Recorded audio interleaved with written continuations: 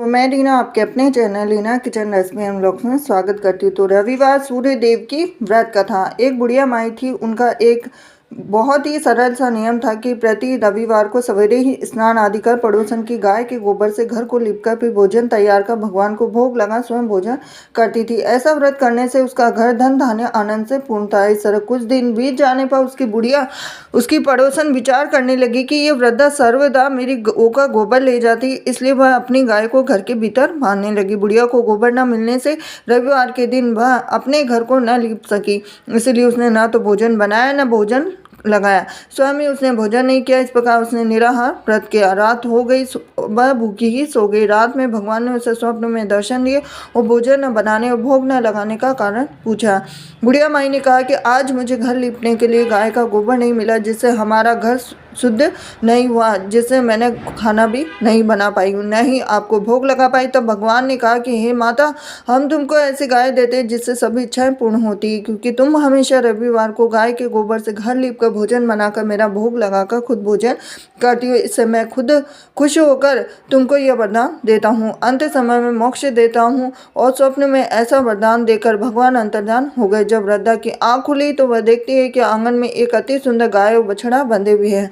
वह गाय और बछड़े को देखकर अत्यंत प्रसन्न हुए और उनको घर के बाहर बांध दिया, वहीं खाने का चारा डाल दिया। जब उसके पड़ोसन ने बुढ़िया के घर के बाहर एक अति सुंदर गाय और बछड़े को देखा तो द्वेष के कारण उसका हृदय जल उठा।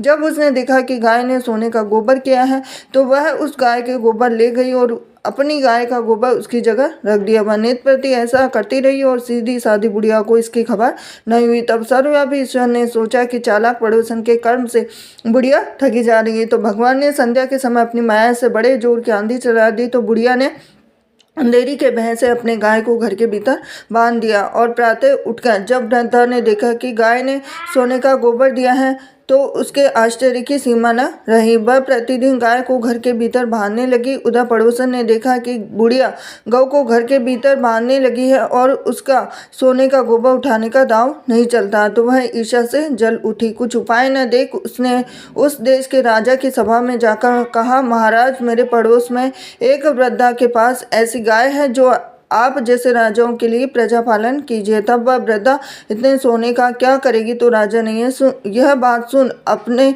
दूतों को वृद्धा के घर से गाय लाने की आज्ञा दी। वृद्धा प्रातः ईश्वर का भोग लगा भोजन ग्रहण करने ही जा रही थी कि राजा के कर्मचारी गाय खोलकर ले गए। वृद्धा काफी रोई चिल्लाई, किंतु कर्मचारियों के समक्ष कोई क्या कहता। तब उस दिन वृद्धा गाय के वियोग में भोजन न खा सकी और रात भर रो रोकर ईश्वर से गाय को पुनः पाने के लिए प्रार्थना करती रही। उधर राजा गाय को देखकर बहुत प्रसन्न हुआ, लेकिन सुबह जैसे ही उठा तो सारा महल गोबर से भरा दिखाई देने लगा। तो राजा ये देखकर घबरा गया। भगवान ने रात में राजा से स्वप्न में कहा कि हे राजा, गाय वृद्धा को लौटाने में ही तेरा भला है। उसके रविवार के व्रत से प्रसन्न होकर मैंने उसे गाय दी थी। प्रातः होते ही राजा ने वृद्धा को बुलाकर बहुत से धन के साथ सम्मान सहित गाय व बछड़ा लौटा दिया। उसके पड़ोसन को बुलाकर उचित दंड दिया गया और इतना करने के बाद राजा के महल से गंदगी दूर हो गई। उसी दिन से राजा ने नगर निवासियों को आदेश दिया कि राज्य की तथा अपनी समस्त मनोकामनाओं की पूर्ति के लिए रविवार को व्रत करो। व्रत करने से नगर के सभी लोग जीवन सुखी से व्यतीत करने लगे। कोई भी बीमारी, प्रकृति का प्रकोप उस नगर पर नहीं होता। सारी प्रजा सुख से रहने लगी। तो ये थी रविवार की व्रत का। वीडियो पसंद आया तो वीडियो को लाइक करें, चैनल सब्सक्राइब करें, बेल आइकन प्रेस करें। हरे कृष्णा।